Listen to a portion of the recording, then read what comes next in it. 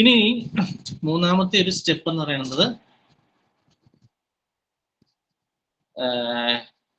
കുരുമുളകാണ്.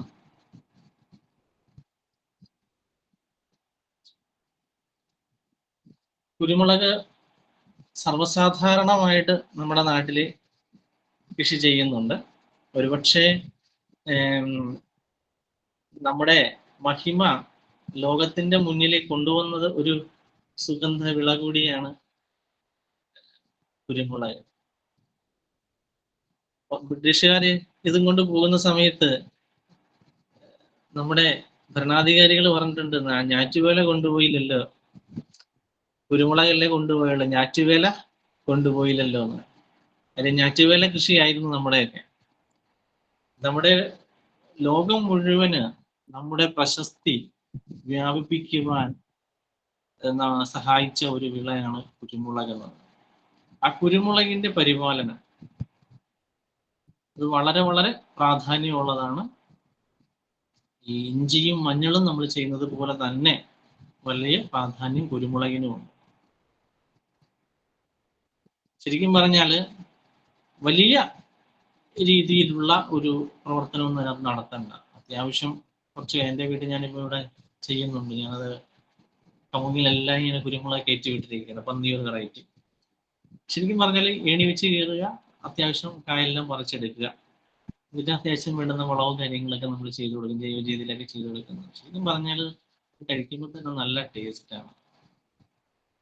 മറ്റ് കെമിക്കലുകളൊന്നും ചേരാത്തത് കൊണ്ട് തന്നെ നമുക്ക് സന്തോഷത്തോടു കൂടി തന്നെ അത് ഉപയോഗപ്പെടുത്താനായിട്ട്, ആർക്കെങ്കിലും 10 കായ പറിച്ച് കൊടുക്കണമെന്നുണ്ടെങ്കിൽ പോലും നമുക്ക് വലിയ സന്തോഷമാണ്. കാര്യം അതിനകത്ത് വേറെ ഒന്നും കെമിക്കലായിട്ടൊന്നും ഇല്ല, വിഷാംശമൊന്നും ഇല്ല. സുഗന്ധ വിള തന്നെയാണത്, ദുർഗന്ധ വിള അല്ല എന്നുള്ള ഗ്യാരണ്ടിയോടുകൂടി നമുക്കത് ചെയ്യാൻ പറ്റും. അപ്പൊ നോക്കുക, നമുക്ക് ഈ പറഞ്ഞ pepper cultivation, organic pepper cultivation അഥവാ കുരുമുളകിന്റെ ഉൽപാദനം, ഏതാണ്ട് ഭാരതത്തില് 75-ൽ പരം ഇനങ്ങൾ കൃഷി ചെയ്യുന്നതായിട്ടാണ് കണക്കാക്കിയിരിക്കുന്നത്. നമ്മുടെ ഭാരതത്തിൽ ഈ കുരുമുളക് ഏതാണ്ട് 75-ൽ പരം ഇനങ്ങൾ കൃഷി ചെയ്യുന്നു. കേരളത്തില് വളരെ വളരെ പ്രചാരത്തിലിരിക്കുന്ന ഒരു നാടൻ വെറൈറ്റി ഉണ്ട്, കരിമുണ്ട എന്ന് പറയും അല്ലെ. കരിമുണ്ട എന്ന് പറയുന്ന നാടൻ വെറൈറ്റി കേരളത്തിലേറെ പ്രചാരത്തിലുള്ള വെറൈറ്റിയാണ്. ഒറ്റനാടൻ എന്ന് പറയുന്ന ഒരു വെറൈറ്റി ഉണ്ട്, അത് ഈ തെക്കൻ കേരളത്തിലാണ് കൂടുതലായിട്ട് കൃഷി ചെയ്യുന്നത്, കൊറ്റനാടൻ. അതുപോലെ നാരായക്കൊടി ഉണ്ട്, നാരായക്കൊടി അത് മധ്യ കേരളത്തിലാണ് കൂടുതലായിട്ട് കൃഷി ചെയ്യുന്നത്. അയ്യമ്പിരിയൻ എന്ന് പറയുന്നത് വയനാടൻ മേഖലയിൽ, നീലമുണ്ടി ഇതൊക്കെ വയനാടൻ മേഖലയിൽ കൃഷി ചെയ്യുന്ന ചില ഇനങ്ങളാണ്. അതിൽ തന്നെ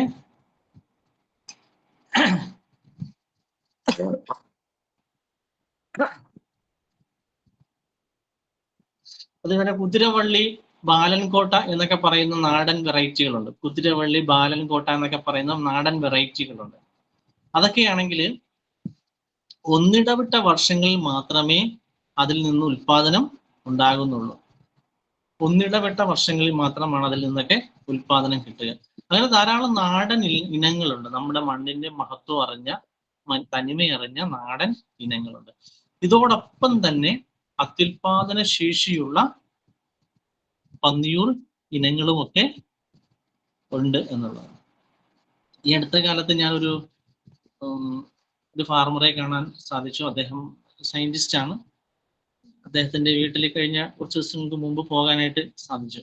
അദ്ദേഹം ചന്ദ്ര എന്ന് പറയുന്ന ഒരു വെറൈറ്റി, ഗവേഷണ കേന്ദ്രം വികസിപ്പിച്ചെടുത്ത ചന്ദ്ര എന്ന് പറയുന്ന ഒരു വെറൈറ്റി അവിടെ അദ്ദേഹം കൃഷി ചെയ്യുന്നുണ്ട്. അദ്ദേഹത്തിനാണ് അതിന്റെ പേറ്റന്റ് കൊടുത്തിരിക്കുന്നതാണ് അദ്ദേഹം പറഞ്ഞത്. അവിടുന്ന് ധാരാളം തൈകൾ ഉൽപ്പാദിപ്പിച്ച് അദ്ദേഹം കൊടുക്കുന്നുണ്ട്.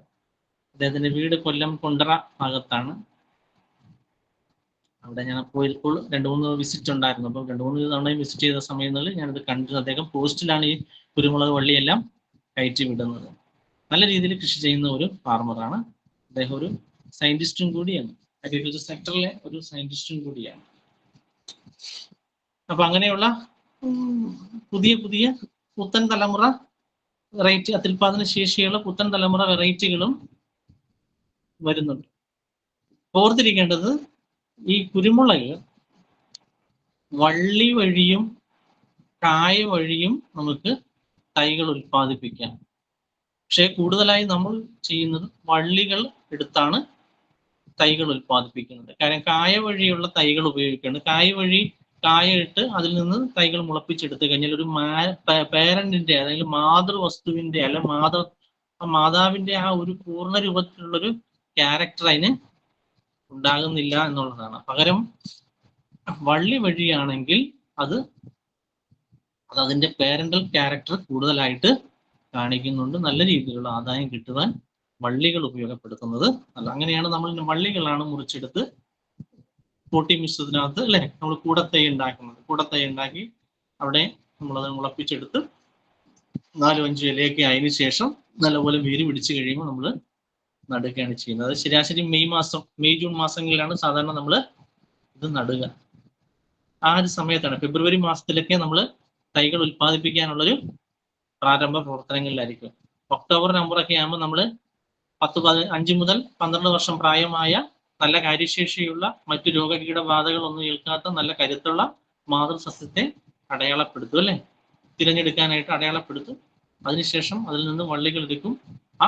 അങ്ങനെ എടുക്കുന്ന വള്ളികൾ നഴ്സറിയിൽ പാകി നമ്മൾ മുളപ്പിച്ച് തൈകളാക്കി മെയ് ജൂൺ മാസങ്ങളിൽ നമ്മൾ നടുകയാണ് ചെയ്യുന്നത്. 50x50 എന്ന് പറയുന്ന രീതിയിലുള്ള കുഴികൾ എടുത്ത്, ചതുരത്തിലുള്ള കുഴികൾ എടുത്ത് ആ കുഴിക്കകത്ത് വേപ്പിൻ പിണ്ണാക്ക്, അതുപോലെ തന്നെ ഞാൻ ഇഞ്ചിയുടെ കാര്യവും മഞ്ഞളുടെ കാര്യവും പറഞ്ഞതുപോലെ ജീവാണു വളങ്ങൾ, അതുപോലെ തന്നെ മരോട്ടി പിണ്ണാക്കോ വേപ്പിൻ പിണ്ണാക്കോ ഇതെല്ലാം ചേർത്ത്, അതുപോലെ തന്നെ പീസിലോമൈസിസ് ഇതെല്ലാം ചേർത്ത് നടുക. നടുന്ന സമയത്ത് വാമിട്ട് നടുക. അല്ലെങ്കിൽ നമ്മൾ കൂടത്തൈകൾ ഉണ്ടാക്കുമ്പോൾ നമ്മൾ പോട്ടി മിശ്രിതം ഉണ്ടാക്കും അല്ലെ. പോട്ടി മിശ്രിതം എന്ന് പറയുന്നത് 2:1:1 എന്ന പ്രപ്പോർഷനിലാണ് പോട്ടി മിശ്രിതം ഉണ്ടാക്കുന്നത്. 2:1:1 എന്ന് പറഞ്ഞാൽ 2 ഭാഗം മേൽമണ്ണ്, 1 ഭാഗം ചാണകപ്പൊടി, 1 ഭാഗം ചകിരിച്ചോറ്. ഇവ യോജിപ്പിച്ച് മൂന്നും കൂടെ യോജിപ്പിച്ച് ഒരു 70% കണ്ട് ആ ബാഗ് ഫില്ല് ചെയ്തിട്ട് അതിനകത്ത് നടുന്ന ആ വള്ളി, 3 മുട്ടുള്ള ആ വള്ളി സൂഡോമോണസ് ലായനിക്കകത്ത് പരിചരിച്ച് നടുകയാണ് ചെയ്യുന്നത്. നടുന്ന സമയത്ത് ആ ചെറിയ കുഴിക്കകത്ത് 2-3 വിരൽ ചേർത്ത് പിടിക്കുന്ന വാമ് ഇട്ട് അതിന്റെ മുകളിൽ ഈ വള്ളികൾ വെച്ച് നടുകയാണെങ്കിൽ കുറച്ചുകൂടെ വേഗത്തിൽ വേര് പിടിക്കാനായിട്ട് സഹായിക്കും എന്നുള്ളതാണ്. അതിനുശേഷം അതിന്റെ മുട്ടുകളിൽ നിന്ന് നാമ്പിട്ട് കയറുമ്പോൾ നമ്മൾ സൂഡോമോണാസ് ഒന്ന് സ്പ്രേ കൊടുക്കുന്നു. അങ്ങനെ നിരന്തരമായിട്ട് സ്പ്രേ കൊടുക്കുന്നു, എല്ലാ ദിവസവും നനച്ചു കൊടുക്കുന്നു. അങ്ങനെ നമ്മൾ അതിനെ വളർത്തിയെടുത്ത് 4-5 ഇലയായി കഴിയുമ്പോൾ നമ്മൾ മണ്ണിലേക്ക് വെക്കുകയാണ്. മണ്ണിലേക്ക് വെക്കുന്ന സമയത്ത് 3 മീറ്റർ അകലത്തില് താങ്ങുകാലുകളിട്ട് അവിടെ, അല്ലെങ്കിൽ ഊന്നുകാലുകളിട്ട് അവിടെ നമ്മൾ എന്ത് ചെയ്യും, ഒരു ചുവട്ടിൽ 2-3 വള്ളികൾ അല്ലെങ്കിൽ തൈകൾ വെക്കുകയാണ് ചെയ്യുന്നത്. വെക്കുന്ന സമയത്ത് അവിടെ ട്രൈക്കോഡർമ, ചാണകപ്പൊടി, വേപ്പിൻ പിണ്ണാക്ക് മിശ്രിതത്തിനകത്തേക്ക് ജീവാണു വളം എല്ലാം കൂടെ ചേർത്ത് പീസിലോകത്ത് മെറ്റാറൈസിയോ ഒക്കെ ചേർത്ത് നമ്മൾ കൊടുക്കുന്നു. കൂടത്തൈകൾക്ക് ആ കവർ പൊട്ടിച്ച് വെക്കുന്ന സമയത്ത് തന്നെ ചുറ്റും വാമൊക്കെ ഇട്ട് നല്ല രീതിയിൽ നനച്ച് പുതയൊക്കെ ഇട്ട് കൊടുത്ത് നമ്മൾ അതിനെ അങ്ങനെ പരിപാലിച്ചു കൊണ്ടുവരികയാണ് ചെയ്യുന്നത്. അപ്പൊ നമ്മൾ ഈ മാതൃസസ്യത്തിൽ നിന്ന് തൈകൾ ഉൽപ്പാദിപ്പിക്കുമ്പോൾ വള്ളികൾ മുറിച്ചാണ് എടുക്കുന്നത്. 3 തരത്തിലുള്ള വള്ളികൾ കുരുമുളകിൽ കാണുന്നുണ്ട്. അതില് ചെന്തല എന്ന് പറയുന്ന ഒരു വിഭാഗമുണ്ട് അല്ലെ. ചെന്തല അതാണ് നമ്മൾ സാധാരണ വിത്തിന് വേണ്ടിയിട്ട് ഉപയോഗിക്കുന്നത്. തായ്തണ്ടുണ്ട്, താങ്ങുകാലിൽ നിന്ന് ഇങ്ങനെ മുകളിലോട്ട് ഇങ്ങനെ കയറി വരുന്ന, വേര് പിടിച്ച് പറ്റിപ്പിടിച്ച് കയറി വരുന്ന തായ്തണ്ടുണ്ട്. ഈ തായ്തണ്ടിന്റെ താഴെ മണ്ണിന് സമാന്തരമായിട്ട് മുട്ടുകൾ അല്പം അകലം പാലിച്ച് മണ്ണിലേക്ക് വളർന്നു വരുന്ന വള്ളികൾ, അതിനാണ് ചെന്തല എന്ന് പറയുന്നത്. ഈ ചെന്തലയാണ് നമ്മൾ എന്ത് ചെയ്യുന്നത്,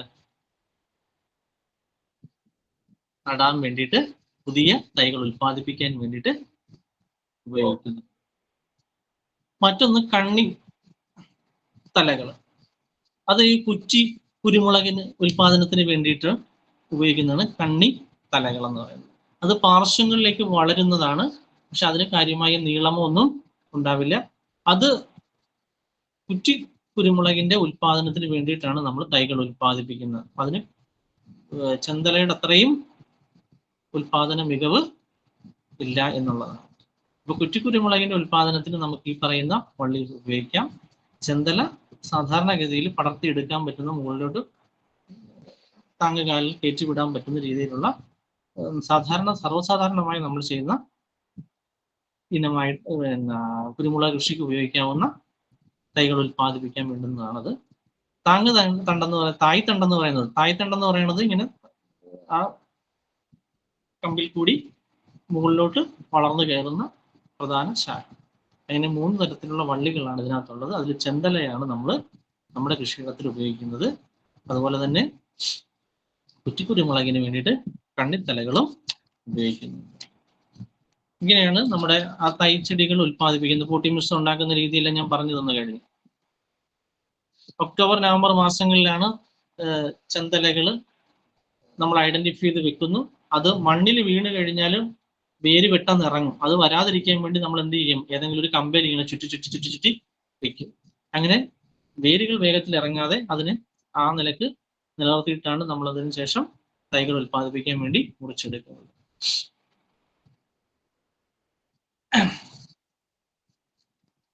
ഇനി നമുക്കുള്ളത് പലതരത്തിലുള്ള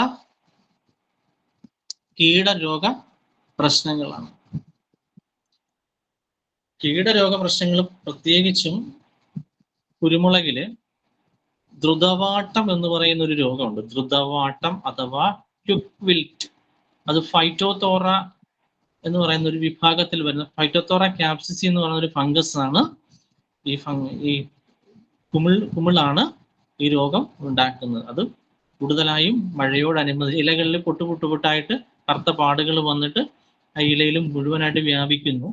ചിലപ്പോൾ അത് വേരിലാണ് വ്യാപിക്കുന്നതെങ്കിൽ വേഗത്തിൽ തന്നെ ആ വിളകൾ പോകാനും സാധ്യതയുണ്ട്. അപ്പം ദ്രുതവാട്ടം എന്ന് പറയുന്ന ആ ഒരു രോഗം കുരുമുളകിനെ വ്യാപിക്കുന്നു. കുരുമുളകിൽ സർവ്വസാധാരണമായി കണ്ടുവരുന്നു. ഒരുപക്ഷെ കുരുമുളകിന്റെ വ്യാപനം, കൃഷി അങ്ങേയറ്റം താഴേക്ക് പോയതിന്റെ ഒരു ഘടകവും ഈ ദ്രുതവാട്ടം തന്നെയാണ്. അപ്പൊ ഈ ദ്രുതവാട്ടത്തെ നിയന്ത്രിക്കുവാൻ ഏറ്റവും നല്ല ജൈവ മാർഗം എന്ന് പറയുന്നത് ട്രൈക്കോഡർമയാണ്. ട്രൈക്കോഡർമ ഇട്ട് ചെയ്തു കഴിഞ്ഞാൽ മണ്ണിൽ ട്രൈക്കോഡർമയുടെ സാന്നിധ്യം ഉണ്ടെങ്കിൽ, ഇവയുടെ ചുറ്റും ട്രൈക്കോഡർമ ഉണ്ടെങ്കിൽ ദ്രുതവാട്ടത്തെ പ്രതിരോധിക്കാനായിട്ട് സാധിക്കും. അത് May, June and September, October മാസങ്ങളിലാണ് നമ്മൾ സാധാരണ വളം ചെയ്യുന്നത്. വളം ചെയ്യുന്നതിന് മുമ്പായിട്ട് മണ്ണിന്റെ പുളിപ്പ് ഒന്ന് ക്രമീകരിക്കുക. അതിനുശേഷം ട്രൈക്കോഡർമ, വേപ്പിൻപിണ്ണാക്ക്, ചാണകപ്പൊടി മിശ്രിതം അത് വികസിപ്പിച്ചെടുത്ത് ട്രൈക്കോഡർമ അതിനകത്ത് വികസിപ്പിച്ചെടുത്ത് മണ്ണിൽ കൊടുക്കുക. അത് മെയ്, ജൂണിലും കൊടുക്കണം, സെപ്റ്റംബർ, ഒക്ടോബറിലും കൊടുക്കണം. മഴയ്ക്ക് മുമ്പ് മഴയ്ക്ക് ശേഷവും സ്യൂഡോമോണാസ് സ്പ്രേ ചെയ്യണം. അത് 2 സീസണിലും ചെയ്യണം. മഴയ്ക്ക് മുമ്പും മഴയ്ക്ക് ശേഷവും സ്യൂഡോമോണാസ് സ്പ്രേ ചെയ്ത് കൊടുക്കുക. അങ്ങനെ നമുക്ക് ആ ദ്രുതവാട്ടത്തിന്റെ പ്രശ്നത്തെ നമുക്ക് അതിജീവിക്കാനായിട്ട് സാധിക്കാം. ഏറ്റവും നല്ല മരുന്ന് ട്രൈക്കോഡർമയാണ്. നിങ്ങൾക്ക് പിന്നെ ബോഡോ മിശ്രിതമൊക്കെ നമുക്കവിടെ നിങ്ങൾക്ക് ആവശ്യമെങ്കിൽ അത് ചെയ്യാം. പക്ഷെ അത് ചെയ്യുവാണെങ്കിൽ 15 ദിവസത്തെ ഗ്യാപ്പ് കൊടുത്തേ ട്രൈക്കോഡർമ മണ്ണിലേക്ക് പ്രയോഗിക്കാവൂ. ഇനി മറ്റൊന്നുള്ളത് ക്വിക്ക് വിൽറ്റ് കഴിഞ്ഞാൽ പിന്നെ സ്ലോ വിൽറ്റ് എന്ന് പറയുന്ന ഒരു പ്രശ്നമുണ്ട്. സ്ലോ വിൽറ്റ് അഥവാ സാവധാന വാട്ടം. ഈ സാവധാന വാട്ടത്തിന് കാരണം ഒരു നിമാവിര, മണ്ണിൽ ഉള്ള നിമാവിരയുടെ സാന്നിധ്യമാണ്. വേരുപടലങ്ങളെ അതിനെ നശിപ്പിക്കുന്നു. വേരുപടലങ്ങളെ നശിപ്പിക്കുന്നതിന്റെ ഫലമായിട്ട് വേരുകൾക്ക് ഡാമേജ് ഉണ്ടാകുകയും ആ ഡാമേജ് വഴി ഫംഗസുകൾ വേരുകളെ നശിപ്പിച്ച് അത് കൂടുതൽ രോഗവ്യാപനത്തിന് കാരണമാകുകയും ചെയ്യും. അപ്പം നിമാവിരയുടെ ആക്രമണം വേരുകൾക്ക് ഡാമേജ് ഉണ്ടാക്കുന്നു. അതോടൊപ്പം തന്നെ ആ വേരുകളിൽ മറ്റു ഫംഗസുകൾ കയറിപ്പിടിച്ച് രോഗബാധയ്ക്ക് കാരണമാകുന്നുണ്ട്. അപ്പൊ ഈ സ്ലോ വിൽറ്റ് അഥവാ സാവധാന വാട്ടം ബാധിച്ചിട്ടുള്ള കുരുമുളകൾ പൊതുവെ വേനലാകുമ്പോൾ പഴുത്ത് നിൽക്കുന്നത് കാണാം. ഇലയെല്ലാം കൊഴിഞ്ഞ് പഴുത്ത് നിൽക്കുന്നത് കാണാം. പതുക്കെ ഏതാനും വർഷങ്ങൾ കൊണ്ടേ അതിന്റെ ലൈഫ് തീരുന്നുള്ളൂ. അത് പതുക്കെയാണ് അങ്ങനെ വരുന്നത്. അപ്പൊ അങ്ങനെ വരുമ്പോൾ ഈ വേരിന്റെ വളർച്ച കാര്യക്ഷമമാക്കാനായിട്ട് ചാണകം കലക്കി അതിന്റെ തെളി ചുവട്ടിൽ ഒഴിച്ചു കൊടുക്കുന്നത് നല്ലതാണ്. മൈക്കോറൈസ, വാമ് ചുവട്ടിൽ ചേർത്ത് കൊടുക്കുന്നത് നല്ലതാണ്. ജൈവവളങ്ങളൊക്കെ മണ്ണിനോട് ചേർത്തിട്ട് കഴിഞ്ഞിട്ട് തണ്ടിൽ മുട്ടാതെ ഒരല്പം അകലെ തന്നെ ജൈവവളങ്ങൾ മണ്ണിൽ ചേർത്ത് കൊടുത്തതിന് ശേഷം പുതയിട്ട് കൊടുക്കുന്നത് നല്ലതാണ്. ആ പുതയുടെ അകത്തുകൂടി ഈ വേരുകൾ ധാരാളമായിട്ട് വളർന്നു. നമുക്ക് ആ പുത മാറ്റുമ്പോൾ തന്നെ കാണാൻ പറ്റും കൂടുതൽ വേരുകൾ, ആക്റ്റീവ് വേരുകൾ ആ പ്രദേശത്തെല്ലാം വളർന്നു വരുന്നതായിട്ട് നമുക്ക് കാണാൻ പറ്റും. പിന്നെ ജീവാമൃതമൊക്കെ മാസത്തിലൊരിക്കലൊക്കെ ചെയ്യുന്നത് കൂടുതൽ കരുത്ത് വേരുകൾക്ക് കൊടുക്കാനും കൂടുതൽ വേരുകൾ മുളച്ചു കയറുന്നതിനും ഒക്കെ സഹായിക്കും. അങ്ങനെ നിമറ്റോഡിന്റെ ആക്രമണത്തെ പ്രതിരോധിച്ചുകൊണ്ട് കൂടുതൽ വേരുകൾ കരുത്തോടുകൂടി വളർന്നു കഴിഞ്ഞാൽ ഈ സ്ലോ വിൽറ്റ് എന്ന് പറയുന്ന അവസ്ഥ, രോഗാവസ്ഥ മാറും എന്നുള്ളതാണ്. അപ്പൊ നിമാവിലിയുടെ ആക്രമണമാണ് വേരുകളിൽ ഈ നിമാവിലിയുടെ ആക്രമണം മൂലം ആ കുരുമുളകിനുണ്ടാകുന്ന ഒരു അവസ്ഥയാണ്, രോഗാവസ്ഥയാണ് സ്ലോ വിൽറ്റ് അഥവാ സാവധാന വാട്ടം എന്ന് പറയുന്നത്. അതിനെ നമുക്ക് പ്രതിരോധിക്കാനായിട്ട് പറ്റും. ആ വേരുകളിലൂടെ കുമിൾ രോഗാണുക്കൾ പ്രവേശിച്ചുകൊണ്ട് ആ വിളയെ നശിപ്പിക്കുന്ന അവസ്ഥ നമുക്ക് ഒഴിവാക്കാൻ സാധിക്കും എന്നുള്ളതാണ്. പിന്നെ പൊള്ളുബീറ്റിലിന്റെ ആക്രമണം, പൊള്ളുവണ്ടിലിന്റെ ആക്രമണം, അകം പൊള്ളയായി പോകും. അവിടെ വേപ്പെണ്ണ വെളുത്തുള്ളി മിശ്രിതം സ്പ്രേ ചെയ്യുന്നത് നല്ലതാണ്. അതുകൂടാതെ തന്നെ ബിവേറിയ ബാസിയാന എന്ന് പറയുന്ന ഒരു ജീവാണുണ്ട്. ബിവേറിയ ബാസിയാന എന്ന് പറയുന്ന ജീവാണുണ്ട്. അത് സ്പ്രേ ചെയ്ത് കൊടുക്കുന്നതും നല്ലതാണ്. അത് കാലാവസ്ഥ നോക്കിയിട്ട് ചെയ്യുക. മഴ സീസണോടനുബന്ധിച്ചൊക്കെ ആണെങ്കിൽ കാലാവസ്ഥ നോക്കി മാത്രം ചെയ്യുക എന്നുള്ളതാണ്. അതുപോലെ തന്നെ പൗർണമി എന്ന് പറയുന്ന ഒരു വെറൈറ്റി ഉണ്ട്. പൗർണമി അത് നിമറ്റോഡിനെ നിയന്ത്രിക്കാൻ, കൺട്രോൾ ചെയ്യാൻ കഴിവുള്ള, നിമറ്റോഡ് അറ്റാക്ക് കുറഞ്ഞിട്ടുള്ള ഒരു വെറൈറ്റിയാണ് പൗർണമി. അതൊക്കെ നമ്മുടെ കൃഷിയിടത്തിൽ ചെയ്യുകയാണെങ്കിൽ നിമറ്റോഡിനെയൊക്കെ ഒന്ന് നിയന്ത്രിച്ചുകൊണ്ട് അത് കൂടുതലായിട്ട് കരുത്തോടുകൂടി വളരും. അപ്പൊ അങ്ങനെയുള്ള വെറൈറ്റികൾ കിട്ടുമെന്നുണ്ടെങ്കിൽ അതും ഒക്കെ നമ്മുടെ കൃഷിയിടങ്ങളിൽ ചെയ്യാനായിട്ട് ശ്രമിക്കുക എന്നുള്ളത്. ഇതൊക്കെയാണ് പൊതുവായി ജനറൽ ആയിട്ടുള്ള കാര്യങ്ങൾ. കുരുമുളകിന്റെ ആയാലും ഇഞ്ചിയുടെ ആയാലും മഞ്ഞളിന്റെ ആയാലും. മറ്റു വിളകളുണ്ട്, മറ്റ് സുഗന്ധ വിളകളുണ്ട്. ജാതി, ഗ്രാമ്പു, ഏലം. ഏലം നമ്മുടെ നാട്ടിൽ അത്രയും ഇല്ല. അതൊക്കെ മലയോര മേഖലയിലാണ് കൂടുതലായിട്ട് കൃഷി ചെയ്യുന്നത്. എങ്കിലും ഞാൻ എൻ്റെ വീട്ടില് 1-2 ചുവട് വെച്ചിട്ടുണ്ട്. കിഴത്ത് കയറുന്നുണ്ട് പതുക്കെ കിട്ടിക്കഴിഞ്ഞാൽ നല്ലതാണ്. നമ്മള് ചില പ്രദേശങ്ങളിലൊക്കെ ചിലപ്പോൾ പക്ഷേ കാലാവസ്ഥയ്ക്ക് അനുയോജ്യമായിട്ട് കയറി വരാവുന്ന ഒരു വിളയാണ്. ഇതാണ് 3 ഐറ്റമാണ് നമ്മളിന്ന് മനസ്സിലാക്കിയത്. പഠിച്ചെന്നല്ല, നമ്മൾ ചെയ്തുകൊണ്ടിരിക്കുന്ന കാര്യങ്ങൾ നമുക്ക് അതിനകത്തേക്ക് ചില കാര്യങ്ങൾ കൂടെ നമുക്ക് ചെയ്താൽ നല്ലതാണെന്നുള്ളൊരു രൂപത്തിലുള്ള കാര്യങ്ങൾ മനസ്സിലായിട്ടുണ്ടാവും. ഇപ്പൊ 3 കാര്യങ്ങൾ നമ്മളിന്ന് മനസ്സിലാക്കി. ബാക്കിയുള്ള കാര്യങ്ങൾ നമുക്ക് പിന്നാലെയുള്ള ക്ലാസ്സുകളിലൂടെ മനസ്സിലാക്കാം. ഇനിയിപ്പോ നിങ്ങൾക്ക് എന്തെങ്കിലും സംശയങ്ങൾ, ഞാൻ പറഞ്ഞതുമായി ബന്ധപ്പെട്ട് എന്തെങ്കിലും അവ്യക്തത ഉണ്ടെങ്കിൽ അതോ അല്ലെങ്കിൽ നിങ്ങൾക്ക് സംശയങ്ങൾ എന്തെങ്കിലും ഉണ്ടെങ്കിൽ. ഹലോ സാറേ. ഹലോ. 10 ചുവട് ഏലം വെച്ചിട്ടുണ്ട്. ഏലത്തിന് ഒരു പ്രാവശ്യം കായിട്ടതാണ്. തണ്ടിന്റെ അത് കടഭാഗത്തോട് ചേർന്ന് പുഴു വന്ന് ആക്രമിക്കുന്നു. അപ്പൊ അതിനെന്താ ചെയ്യാൻ പറ്റുക? അതുപോലെ ഈ ഏലത്തിന്റെ ചുവട് മണ്ണിന്റെ അടിയിലാണോ ശരിക്കും നിൽക്കേണ്ടത്? നമുക്കറിയില്ല അതിനെ പറ്റി കൂടുതൽ. അങ്ങനെയല്ല, നമ്മൾ ഏലം എന്ന് പറയുന്നത് അതിങ്ങനെ കൂടുതൽ ചിനപ്പുകൾ പൊട്ടി വരും. ചിമ്പ് എന്ന് പറയും.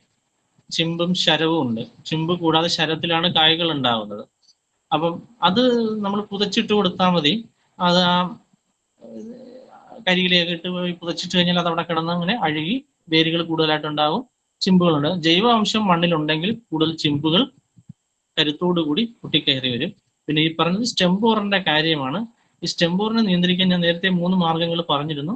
എനിക്കത് ഏത് മാർഗം വേണമെങ്കിലും സ്വീകരിക്കാം.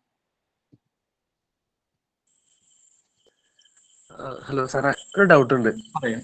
ഹലോ. എന്റെ അടുത്തുള്ള കുരുമുളകിന്റെ ഇലകളൊക്കെ ഇങ്ങനെ ചുരുണ്ട് വരികയാണ്. അത് ഇലപ്പേന്റെ ആക്രമണം കൊണ്ടാണ് അഗ്രഭാഗം ഇങ്ങനെ അകത്തേക്ക് ചുരുണ്ട് കയറി വരുന്നത്. വേപ്പെണ്ണ വെളുത്തുള്ളി മിശ്രിതം സ്പ്രേ ചെയ്യുന്നതാണ് അഭികാമ്യം. അല്ലെങ്കിൽ വെർട്ടിസീലി ലെക്കാനി അല്ലെങ്കിൽ ലെക്കാനിസീലി ലെക്കാനി എന്ന പേരിൽ അറിയപ്പെടുന്ന ജീവാണുവിനെയും അവിടെ സ്പ്രേ ചെയ്യാൻ ഉപയോഗിക്കാം. ഓക്കെ. പിന്നെ ഒരു കാര്യം കൂടി, എന്റെ ഒരു ഫ്രണ്ട് മുഖാന്തരം ഞാൻ കമ്പക്കൽ കുരുമുളക് എന്റെ വള്ളി എത്തിച്ചു, കുഴിച്ചിട്ടു. ഏകദേശം കായ് വളർന്ന് ഏകദേശം ഇലയൊക്കെ വരുമ്പോഴേക്കും തലപ്പുണ്ടല്ലോ, തലപ്പും വെട്ടിയാക്കെ നശിച്ചു പോയി. എന്നിട്ട് വീണ്ടും ഞാൻ അതിന്റെ ഒരില വരുമ്പോഴേക്കും ഇഷ്യൂ ഉണ്ട്. മഴ പെയ്തിട്ട്. കമ്പക്കൽ ഇപ്പൊ കേൾക്കുന്നുണ്ടോ? കമ്പക്കൽ കുരുമുളക് മതി കേട്ടോ. വേസലിലെ മെസ്സേജ് ഇട്ടാലും മതി. ഞാൻ എന്റെ നമ്പർ തരാം. 7034 803444. അതെ, നെറ്റ്വർക്കിന് എന്തോ പ്രശ്നം, സംസാരിച്ചിട്ട് ക്ലിയർ ആകുന്നില്ല. 7034 803444. ഓക്കെ. Okay, thank you. സാറേ ഞങ്ങൾ ഗ്രോ ബാഗിൽ നടുമ്പോൾ ഇങ്ങനെയൊക്കെ തന്നെ നട്ടാൽ മതിയോ?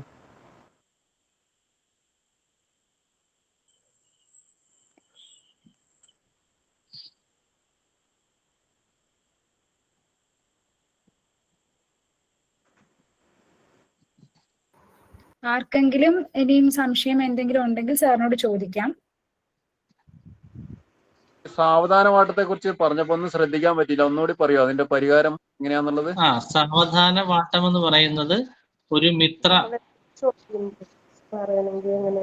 ഈ സാവധാന വാട്ടം എന്ന് പറയുന്നത് ഈ കുരുമുളകിന്റെ വേരുകളിൽ നിമാവിരയുടെ ആക്രമണം ഉണ്ടാകും. അങ്ങനെ നിമാവിരയുടെ ആക്രമണം ഉണ്ടാകുമ്പോൾ അത് റാഡോഫോലസ് എന്ന് പറയുന്ന നിമാവിരകളാണ്, എന്ന വിഭാഗത്തിൽ വരുന്ന നിമാവിരകളാണ്.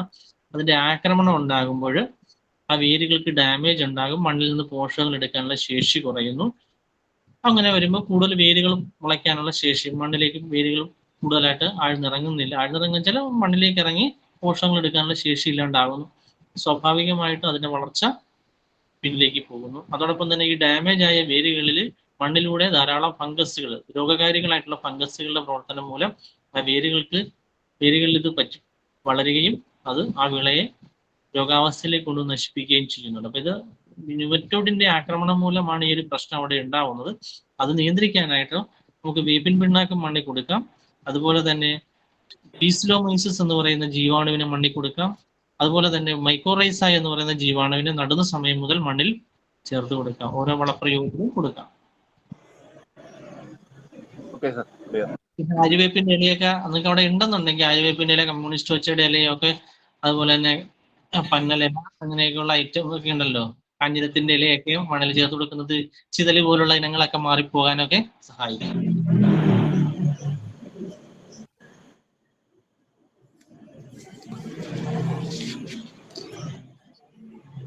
സാറേ, ഈ കാഞ്ഞിരത്തിന്റെ ഇല ചേർത്ത് കൊടുക്കുമ്പോൾ നമുക്കിപ്പോ പച്ചക്കറി അതുപോലുള്ള ഇതാണെങ്കിൽ അത് വിഷമായിട്ട് അതോ ഇത് പൊതയെന്നുള്ളതാണ് സാർ ഉദ്ദേശിച്ചത്? പുതയ്ക്കുക, അല്ലെങ്കിൽ നമ്മൾ വീടുകളൊക്കെ സുരക്ഷിതമായിട്ട് സൂക്ഷിക്കുമല്ലോ, ആ സമയങ്ങളിൽ കാഞ്ഞിരത്തിന്റെ ഇല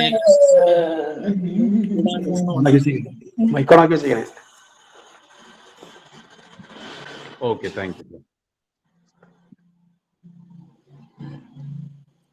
ഹലോ. സാർ ഇതിനൊരു ഡൗട്ട് ഉണ്ട്. നമ്മൾ ഈ പൊതുവെ ഈ കുരുമുളകിന് താങ്ങുകാലി യൂസ് ചെയ്യില്ലേ, അത് പൊതുവെ യൂസ് ചെയ്യുന്ന വെച്ചാൽ നമ്മൾ സീമാക്കൊന്ന, അതുപോലെ പയ്യോന്നി, മലവേപ്പ്, ഇങ്ങനെ 3 ടൈപ്പ് സാധനം യൂസ് ചെയ്യുന്നത്. അതിലൊരു ബെറ്റർ ആയിട്ടുള്ള ഓപ്ഷൻ ഏതാ വരുന്നത്? അതില് ബെറ്റർ ആയിട്ട് ഏതാ നല്ലത്? ബെറ്റർ നമുക്കിത് പറിച്ചെടുക്കാൻ പറ്റുന്നത് ശീമക്കൊന്ന ചെയ്യാം. അല്ല, സീമാക്കൊന്ന നമ്മൾ വളർച്ച മെല്ലെ വളരൂലോ, ഒരു പരിധിക്ക് അപ്പുറം അതിന്റെ വളർച്ച ഒരു മിതമായ രീതിയിൽ വരുള്ളൂ. ഈ മറ്റേ ഈ പയ്യോന്നി പറഞ്ഞ പെട്ടെന്ന് വളർന്നിരുന്നുണ്ട്. അതെ അതെ. പിന്നെ ഈ മലവേപ്പും അങ്ങനെ തന്നെ, മലവേപ്പ് ഒരു പെട്ടെന്ന് ഒരു 8 അടിയിൽ വരുന്നുണ്ട്. അതും ചെയ്യാം. അപ്പൊ ബെറ്റർ ആയിട്ട് ഏതാണെന്ന് ഞാൻ ചോദിക്കുന്നത്. മലവേപ്പ് നല്ലതാണ്, മലവേപ്പ് നല്ലതാണ്. അത് പിന്നെ മറ്റൊരു രൂപത്തിൽ നമുക്ക് ആദായം ഉണ്ടല്ലോ. മറ്റേ പയ്യോന്നിയോ? അതും നിങ്ങൾക്ക് നാട്ടിൽ ലഭ്യമാകുന്ന ഏതാണോ അത് നിങ്ങൾക്ക് ഉപയോഗപ്പെടുത്താം. അല്ല, നാട്ടിലിപ്പോ എല്ലാം ലഭിക്കുന്നുണ്ട്, അതിൽ ഏതാ നല്ലതെന്ന് ഞാൻ ചോദിക്കുന്നത്. പൊതുവെ മലവേപ്പിൽ ചെയ്യാം. എങ്ങനെ? മലവേപ്പിൽ ചെയ്യാം. പിന്നെ കുന്നിൽ നിങ്ങൾ കവുങ്ങും തോട്ടമൊക്കെ ഉണ്ടെങ്കിൽ കവുങ്ങും തോട്ടത്തിലും ഇത് ചെയ്യാം. ഓക്കെ. പിന്നെ എന്നോട് ഒരുപാട് ഇനം പറഞ്ഞായിരുന്നു. ഇപ്പൊ കരിമുണ്ട പറഞ്ഞായിരുന്നു, പിന്നെ ഒറ്റനാടൻ, നീലമുണ്ട, അങ്ങനെ ഒരുപാട് ടൈപ്പ് പറഞ്ഞായിരുന്നു. ഇതിന് പൊതുവെ ഒരു ബെറ്റർ ആയ ഒരു ഐറ്റം ഏതാണ്? അതല്ല ഞാൻ പറഞ്ഞ കരിമുണ്ട എന്ന് പറഞ്ഞ. കരിമുണ്ടയോ? ഈ കരിമുണ്ട ഒരു 1 വർഷം 2 വർഷം കഴിഞ്ഞിട്ട് അങ്ങനെ എന്താ പറഞ്ഞായിരുന്നില്ലേ? അല്ല, ആ കരിമുണ്ടയുടെ കാര്യമല്ല ഞാൻ പറഞ്ഞത്. അത് പാലൻകോട്ട എന്ന് പറയുന്നൊരു വെറൈറ്റി ഉണ്ടല്ലോ, അതൊക്കെ 1 വർഷങ്ങളിലേ വരുള്ളൂ. Okay okay. ഇതിലും ബെറ്റർ ആയ കരിമുണ്ട 1 വർഷങ്ങളിലേ ആദായം വരുള്ളൂ. പിന്നെ നമ്മൾ ഈ നടുമ്പോ ഒരു ഡിസ്റ്റൻസ് കീപ്പ് ചെയ്യണ്ടേ? നമ്മളിപ്പോ ഒരു 3 മീറ്റർ അകലം. 3 മീറ്ററോ? അതെ. ഓരോ മരം തമ്മിലുള്ള ഡിസ്റ്റൻസ്? താങ്ങുകാലികൾ തമ്മിലുള്ള അകലം എന്ന് വെച്ചാൽ ഈ തൈകൾ തമ്മിലുള്ള, താങ്ങാലി ചുവട്ടിലാണ് ഇത് വെക്കുന്നത്, ഓരോ തൈകൾ തമ്മിലുള്ള അകലം 3 മീറ്റർ. അല്ല, ഇപ്പൊ എനിക്കൊരു 10 സെന്റ് സ്ഥലമുണ്ട്, അതിന് മൊത്തമായിട്ട് കുരുമുളകാണ് വിചാരിക്കുന്നത്. 3 മീറ്റർ അകലത്തിൽ ചെയ്യുക, അതാണ് സ്റ്റാൻഡേർഡ് ഒരു രീതി. Okay okay okay sir, thank you. Sir ഈ കൊല്ലം കുണ്ട്രയ്ക്കടുത്ത് ആ ഒരു കുരുമുളക് തൈ വിൽക്കുന്നുണ്ടെന്ന് പറഞ്ഞു, അതൊന്ന് ആ. വ്യക്തം.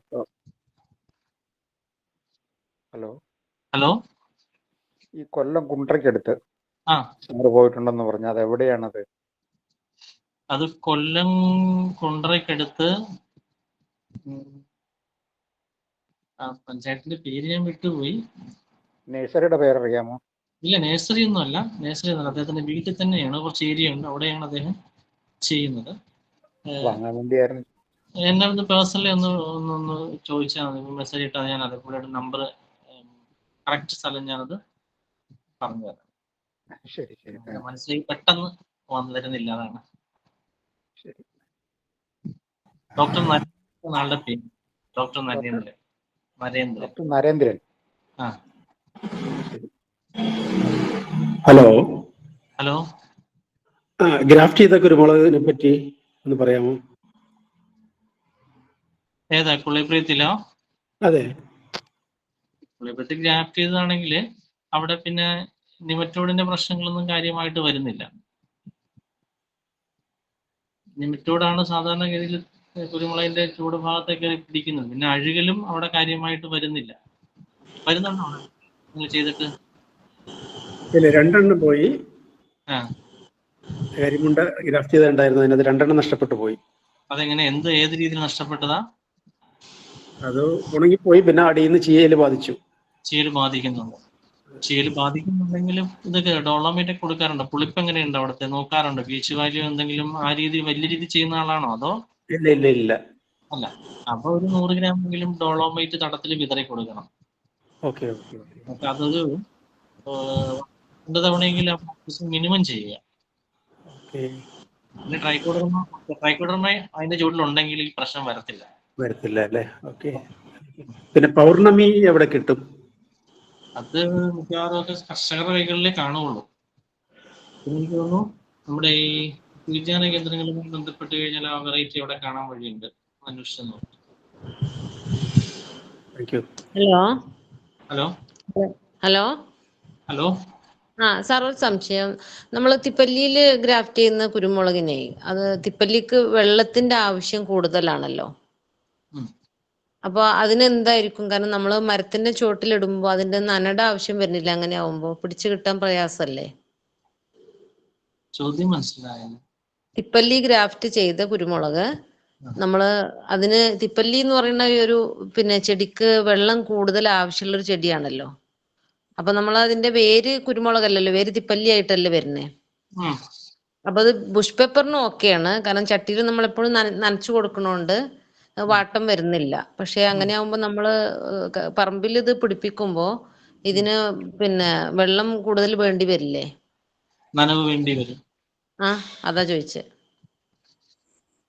അതിന് നമ്മൾ പുത അനിവാര്യമാണ്. പുതയാണെന്നുണ്ടെങ്കിൽ ആ ഒരു നനവ് കൃഷിയിടത്തിൽ ഇങ്ങനെ നിലനിർത്തിക്കൊണ്ട് പോകാൻ പറ്റും. പിന്നെ ജൈവവളങ്ങളും മണ്ണിലുണ്ടെങ്കിൽ ആ ഒരു നനവ് ഇതിൽ കിടക്കും അതിനകത്ത്. ഓക്കെ. അപ്പൊ വെള്ളക്കെട്ടുള്ള സ്ഥലത്ത് കുരുമുളക് പിടിപ്പിക്കാനുള്ള ഒരു വഴിയാണല്ലോ ഇപ്പൊ തിപ്പല്ലിയിൽ ഗ്രാഫ്റ്റിങ്. അതെ അതെ. അപ്പൊ ഈ തിപ്പല്ലി ഞാന് പരീക്ഷിച്ച് നോക്കിയപ്പോ തിപ്പല്ലിക്ക് ഏറ്റവും ഒരുപാട് വെള്ളം വേണം, ഡെയിലി നനക്കേണ്ട ഒരു സ്വഭാവം ഉണ്ട് ഇതിന്. ബുഷ് പേപ്പർ ആണെങ്കിൽ ഓക്കെ, ബുഷ് പേപ്പറിൽ കുഴപ്പമില്ല, ഡെയിലി നനക്കണോണ്ട് നന്നായിട്ട് നിൽക്കുന്നുണ്ട്. ഒരു 2 ദിവസം നനക്കാണ്ട് വരുമ്പോ തന്നെ ചട്ടിയിൽ ഇരുന്ന് വാടുന്നുണ്ട്. അപ്പൊ പറമ്പില് അത് പ്രാക്ടിക്കൽ ആണോ എന്നുള്ളതാ ചോദിച്ചേ. കുഴപ്പമില്ല.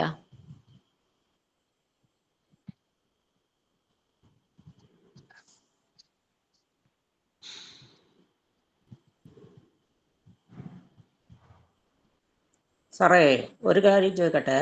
ഈ ജാതിക്കും കുരുമുളകിനൊക്കെ വളം ചേർക്കുമ്പോഴേ ഈ മൺവെട്ടി തട്ടിക്കരുത് എന്നൊരു പറച്ചിലുണ്ടല്ലോ. ചോട്ടില് മൺവെട്ടി, ഇത് കൈക്കോട്ടില്ലേ, കൈക്കോട്ട് തട്ടിയാൽ അതിന്റെ വേരുകൾ മുറിഞ്ഞു പോകും, അതിൽ കൂടെ ഫംഗസ് കയറി വരും എന്നൊക്കെ ഒരു പറച്ചിലുണ്ട്. അത് എത്രത്തോളം ശരിയാണ് സാറേ? ഇല്ല, ഒരിക്കലും മണ്ണ് ഇളക്കിയല്ല, മുകളിൽ നമ്മൾ ചേർത്ത് കൊടുക്കുകയാണ് ചെയ്യുന്നത്, പുത കൊടുക്കുകയാണ് ചെയ്യുന്നത്. അപ്പൊ അങ്ങനെ മണ്ണിനോട് ചേർന്നോളും. കാര്യം വേര് ഡാമേജ് ആയി കഴിഞ്ഞാൽ ആ വേരുകൾ പിന്നെ മറ്റു പ്രശ്നങ്ങൾ മണ്ണിലൂടെ വ്യാപിക്കും എന്നുള്ളതാണ്. മണ്ണിളക്കി ചെയ്യാനായിട്ട് പറയാറില്ല. തടം തുറന്നിട്ട് സൈഡിൽ ഇങ്ങനെ തടം തുറന്നിട്ട് അവിടെ ഇങ്ങനെ നമ്മൾ വളം ഇട്ട് കൊടുത്ത് അതിന് മുന്നിലേക്ക് തന്നെ ഇലകളോ മറ്റുമൊക്കെ നനച്ചു കൊടുത്തു കഴിയുമ്പോൾ ഇത് അവിടെ കിടന്ന് അഴുകി ആ വളവുമായിട്ട് യോജിച്ച് കൂടുതൽ വേരുകൾ ആ മുകളിൽ കയറി വരും. ആ ഇലയുടെ അടിഭാഗത്തെല്ലാം വേരുകളായിരിക്കും അത് കൂടുതലായിട്ട്. പിന്നെ നമ്മൾ ഊതി കൊടുക്കുകയാണ് ചെയ്യുന്നത് സാധാരണ ഗതിയിൽ. Thank you sir.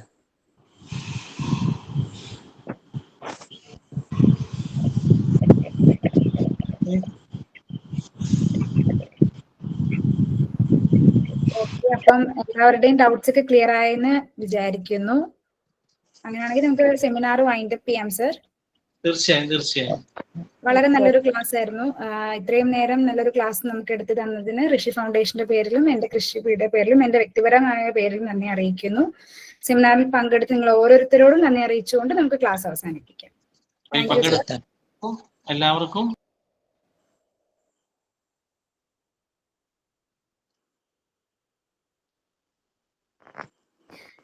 സാറിന് നെറ്റിന്റെ ഇഷ്യൂ ആണെന്ന് തോന്നുന്നു.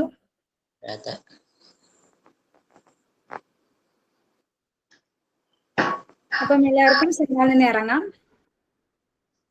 വിളിച്ചോ?